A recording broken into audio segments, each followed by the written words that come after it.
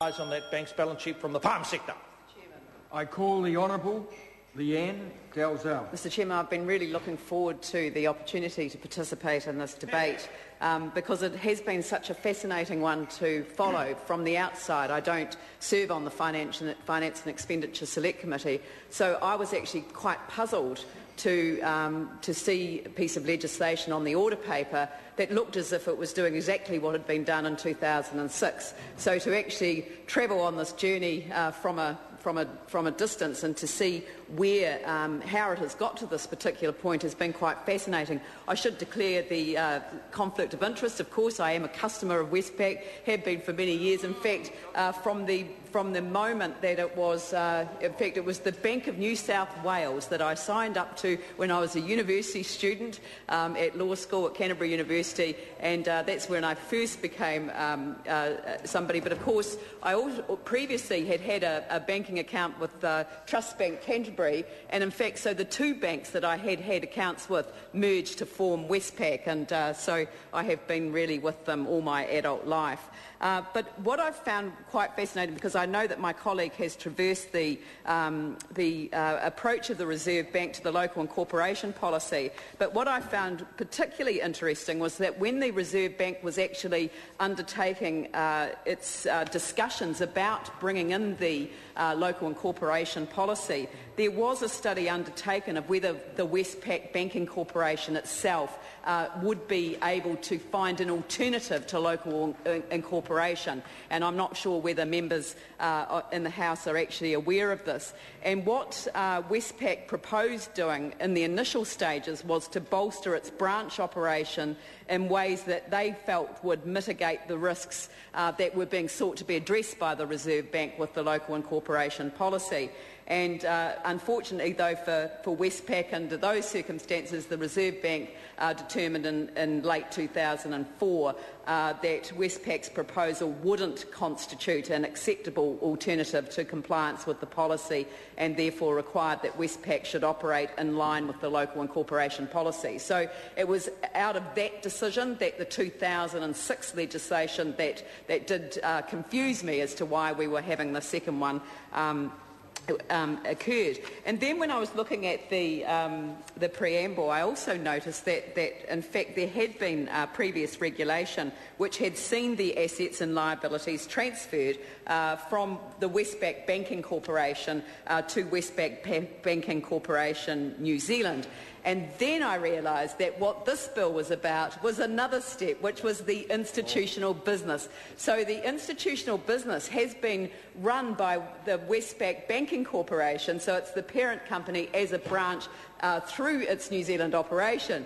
But in fact now we are transferring the liabilities and the assets of the institutional banking arm to Westpac Banking Corporation New Zealand. Have I got it? I've got the thumbs up from the chair of the Finance and Expenditure Select Committee, and I don't think that I could expect better than that.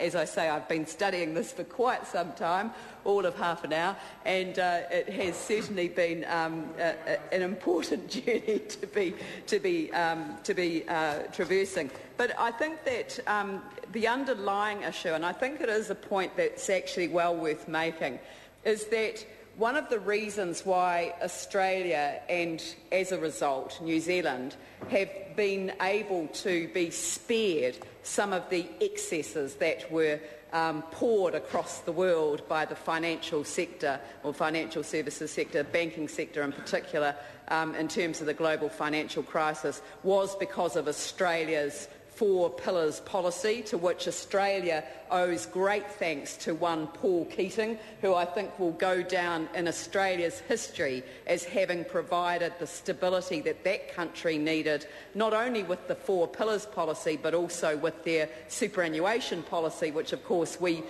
jealously observe from this side of the country, this side of the Tasman.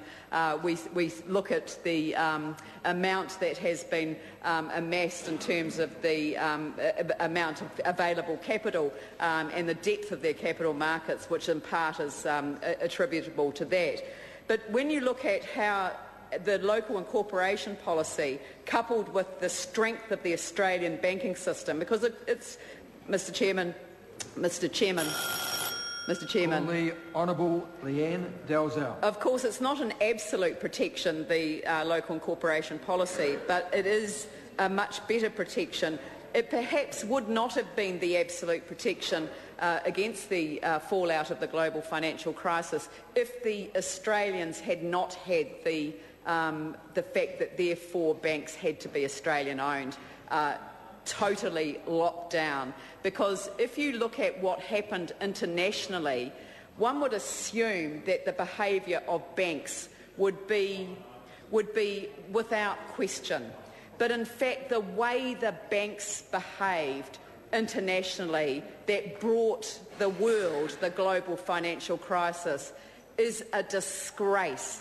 It is a disgrace to people who worked in those professions, who actually allowed the true risk and the level of risk that they exposed investors to and savers as investors to, without any compunction, without any genuine attempt to actually address what were the pillars, I believe, of any banking system, and that has to be based on absolute trust and integrity. And those institutions of the world let the people of many, many countries down. And New Zealand and Australia were spared the excesses of that, largely because of the ownership of the 4 banks within Australia and our own local incorporation policy acting as a backstop protection had that been required. So, Mr. Chairman, I'm very much in support of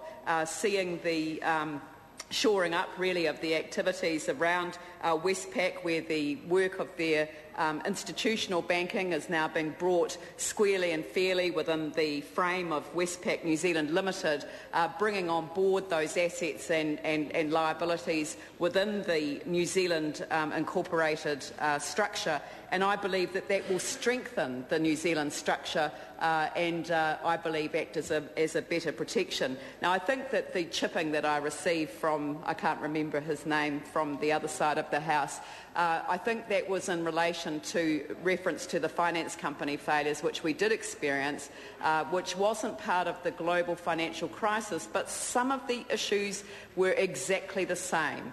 The people not knowing the level of risk to which they were exposing their hard-earned money.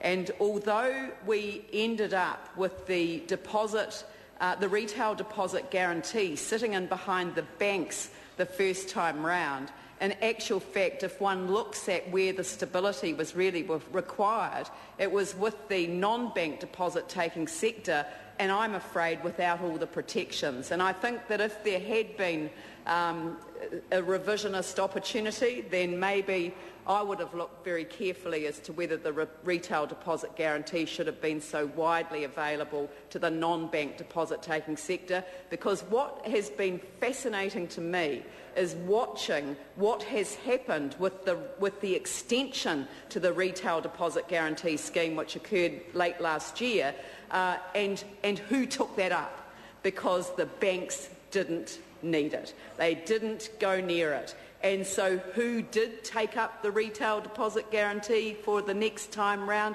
South Canterbury Finance and a few others. So one has to actually think very carefully about the message that we send with some of the policies that are developed, and to be quite honest, whether or not one agrees with the original decision about making that available to the non-bank deposit-taking sector. I think it was absolutely vital for the banks. The reason it was vital for the banks was because it covered Westpac New Zealand Limited, and that is entirely the point. The whole policy, well, I'm going to take another call as a result of that, because the entire I'd actually almost finished, but I'm now been interrupted so many times that I'm going to have to take a further call to explain why what I'm saying is entirely in order to this bill. The reason it is because the Reserve Bank set up the local incorporation policy